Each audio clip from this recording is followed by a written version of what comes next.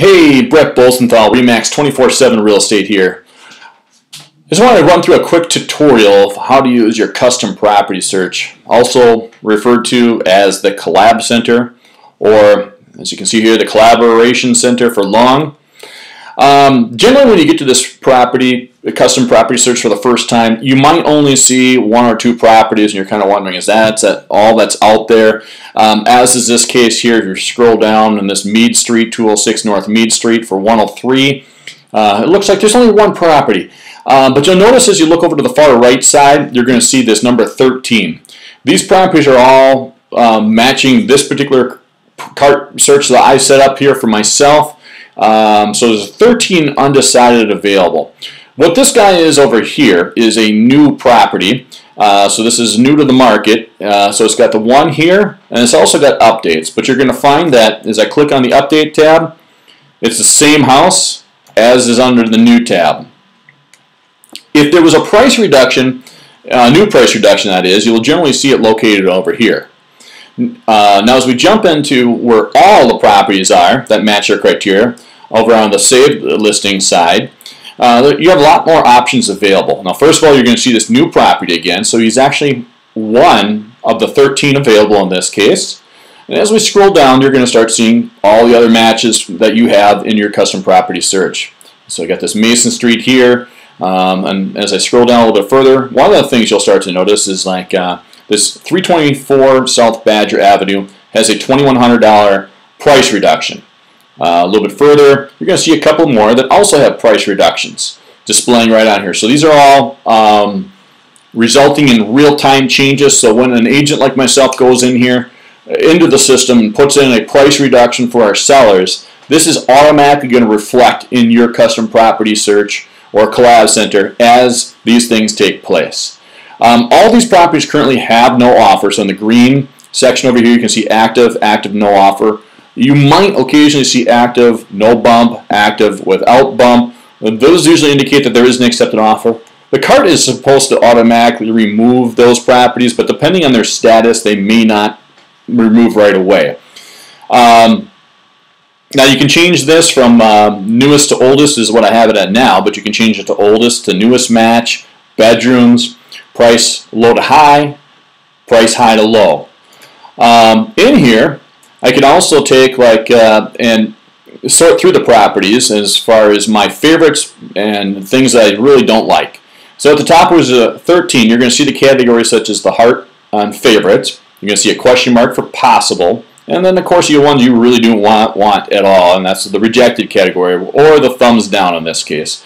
So what will happen is, let's just say I didn't like this new Meade Street property. So I'm going to click reject. It usually takes a couple seconds or so before depending on your internet speed, the system catches up with it. And you're going to see now that over here, I got one in the rejected category. On my undecided category, it's gone from 13 to 12. Now, if I go down to Mason Street, let's say I really like that house. I'll click on the heart, which will favorite it. It will turn red, and usually a minute or a couple seconds or so.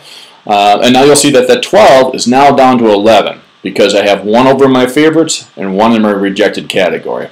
To get to those, you'll just click on these little tabs over here, and as I do that, the Mason Street property now pops up. As I go back to this category here, you have different viewing options as well. So in addition to searching from newest to oldest or oldest to newest or the price low to high, you can change it to a tile view, which is kind of more like a magazine view. And you can also change it to a more of a map view. And as you hover over the prices on the map view, you'll get little thumbnails for them as well, with price, bedroom. So it's kind of a neat way to see how far apart certain houses are located or where it's at in terms of maybe where you want to be job-wise and things like that too. But additionally, one of the cool things that I really like about this, but before I get there, is just to point out in this section here, you're going to click on the view details to get the more breakdown of your property, more property pictures for an individual property you're looking at. So it's a very in-depth view is your view detail here. But up at the top, in case you were wondering if there's anything else out there that's not showing up here, where we started off with at 13, you can go to this little drop-down menu. And this is available on the computer as well as your smartphone. But this little 3-line drop-down will bring into what's called property search. 2018 is the first time we've ever had it in our MLS where consumers can actually search like the real estate agents. Now, by default, I've set mine up here, you notice, with Appleton. I could also add, so in this case here, Appleton, I've got it set up for 100 to 250. So if I drop down the tab, I can either drag the bars, or I can type in here and just put, let's say, 150,000 to 250,000. I click submit. It does its retrieving, and now I go down to 27 available properties. I can change how many bedrooms I want, either by the by the bar is the only option in these cases. I could go down to a 1-bedroom, and now my property will jump up to 33 matches. I try not to go into these two categories here. There's really nothing available at the moment with our MLS system. This is kind of a maybe in the future type of thing. And then status. But when you're all done, you go ahead and click on save search, and you can have multiple saved searches. I found that it seems to play a little bit better if I set it up as Appleton, and if I want to do another one for Neenah, I can save one for Neenah. If I want to do one for Green Bay, I can do one for Green Bay as well. They're always making refinements to the assistants and try to improve them. Now, where does this go? Well, once we click back over here, I'll go back to my dashboard, and now you'll see that that 13 we started off with, which last was 11, now I have 44 undecided. So I can, based on those changes in the search I made, I can go back through them and pull them out. And either reject them or add any more that I want to my favorites that weren't available. Now, the thing to keep in mind is the property search didn't include things like, if you're searching for a particular full basement, first floor laundry, fireplace, those options are not available. So it's just going to be the absolute basics. The price, the bedrooms, and the baths. That's really what you've got available. But again, by using the detailed views, you can sort through that. And you might find something on there that you would make an exception to that wasn't originally in the profile you had set up initially. And back to the drop-down menu where we start with the property searches. If you click on this tab, you can see that here's the Appleton search I set up. I can edit this, and if I want to delete my search and start all over, there's a little trash can. So I hope this helps.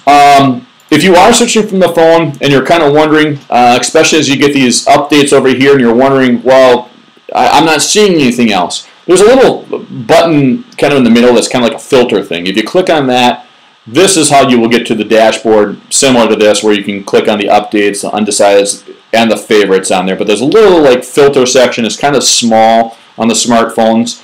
But I'll do another video here in the near future to walk you through that process. But look for the little filter button that allows you to get back to more of your dashboard and drop-down menus for these. But I hope you find that helpful. If you have any questions, you can certainly reach out at any time. 920-419-3909.